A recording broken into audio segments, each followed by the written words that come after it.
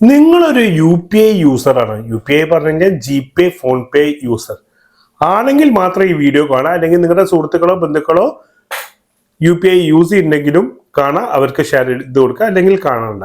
Once again welcome to my video blog Ajay tech tips. ഞാൻ അജയ്, നിങ്ങളേവർക്കും സുപരിചിതൻ. ഞാനിന്ന് വന്നത് UPI കുറിച്ചിട്ടുള്ള വളരെ ഇൻഫോർമേറ്റീവ് ആയിട്ടുള്ള ഒരു അപ്ഡേറ്റിനെ കുറിച്ച്, കേന്ദ്ര സർക്കാരിന്റെ ഒരു അപ്ഡേറ്റിനെ കുറിച്ച് പറയാനാണ്. UPI യൂസർ, അതായത് GPay, ഫോൺ പേ യൂസേഴ്സിന് 8ന്റെ പണിയായിട്ടാണ് കേന്ദ്ര സർക്കാർ വന്നത്. ഒരു വശത്തുനിന്ന് നോക്കിയാൽ അത് നല്ല കാര്യമാണ്. അപ്പൊ അതെന്താണ് ഏതാ പറയുന്നതിന് മുമ്പ് ആദ്യമായിട്ട് എന്റെ ചാനൽ കണ്ടെങ്കിൽ ഒന്ന് സബ്സ്ക്രൈബ് ചെയ്യുക, തൊട്ടടുത്തുള്ള കുഞ്ഞു ബെല്ലൈക്കൺ പ്രസ് ചെയ്യുക, ലൈക്ക് ചെയ്യുക, കമന്റ് ചെയ്യുക, മാക്സിമം ആൾക്കാർക്ക് ഇത് ഷെയർ ചെയ്യുക. ഈ വീഡിയോക്ക് ലൈക്കിനേക്കാളും കൂടുതലാണ് ഷെയർ ആണ് പ്രതീക്ഷിക്കണം, കാരണം ഇതെല്ലാ ജനങ്ങളും അറിയണം. ഇല്ലെങ്കിൽ നിങ്ങൾക്ക് പണി കിട്ടും. അപ്പൊ നമുക്ക് നേരെ വീഡിയോയിലോട്ട് പോവാം.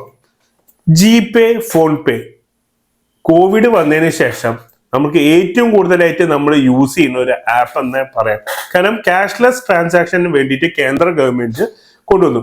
അപ്പൊ ഏറ്റവും കൂടുതൽ ഹാക്കേഴ്സും കള്ളന്മാരും ഇത് തന്നെ ബേസ് ചെയ്തിട്ട് എന്ത് ചെയ്യാണ്, നമ്മളെ ചൂഷണം ചെയ്യാണ്. അങ്ങനെ വരുമ്പം കുറെ കേസ് വരുമ്പോഴും ഒരാൾക്ക് പൈസ പേയ്മെന്റ് ഇട്ട് കൊടുത്തു കഴിഞ്ഞാൽ അത് തിരിച്ചു പിടിക്കാൻ കുറച്ച് ബുദ്ധിമുട്ടാണ്. അതിനൊരു അറുതിയാണ്. കാരണം ഓൺ ദ സ്പോട്ട് അവരെ ഫോണിലേക്ക് പോയി, പൈസ പോയി അല്ലേ. അപ്പൊ അതിന് ഉണ്ട് കേന്ദ്ര സർക്കാർ ഒരു പുതിയൊരു മാനദണ്ഡം ഈ ഡിസംബർ മുതൽക്ക് കൊണ്ടുവരാണ്. അതായത് നിങ്ങൾ 2000 രൂപയോ അതിന് മേലേക്കോ ഒരു ട്രാൻസാക്ഷൻ നടത്തുകയാണെങ്കിൽ 4 മണിക്കൂർ കഴിഞ്ഞിട്ടേ ഇനി റെസിപ്റ്റന്റിന് പൈസ കിട്ടുള്ളൂ. ഒന്ന് നോക്കിയത് സെക്യൂരിറ്റി ഇഷ്യൂ എന്താന്ന് ഞാൻ പറയാം. ഒന്ന് നോക്കിയത് ഭയങ്കര ദോഷം. നമ്മളൊരു കടയിൽ പോയി ഒരു 4000 പേയ്മെന്റ് ചെയ്ത് കഴിഞ്ഞാൽ അവിടെ പ്രോസസ്സിംഗ് പറഞ്ഞ് കാണിക്കും. അപ്പൊ നമ്മൾ അത്രയും നേരം അവിടെ നിൽക്കണ്ടേ. കാരണം എന്താ, ബാങ്കിൽ നമ്മൾ പുതിയൊരു ആളെ ആഡ് ചെയ്യുകയാണെങ്കിൽ, ഒരു ബെനിഫിഷ്യറീനെ ആഡ് ചെയ്യാൻ വെച്ചാൽ 4 hours അടുത്ത് എടുക്കുന്നുണ്ട്.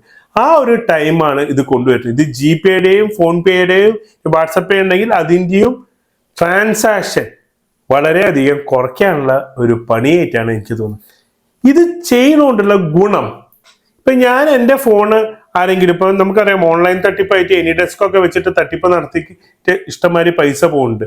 അതെങ്ങനെയാണ് UPI വെച്ചിട്ടാണ് ചെയ്യുന്നത് അറിയാം. ഗൂഗിൾ പേ എടുക്കാനാണ് അവർ പറയുക. അങ്ങനെ ഒരു തട്ടിപ്പ് നടത്തി കംപ്ലൈന്റ് ചെയ്യാൻ പറ്റില്ലെങ്കിൽ നമ്മുടെ പൈസ പോകും.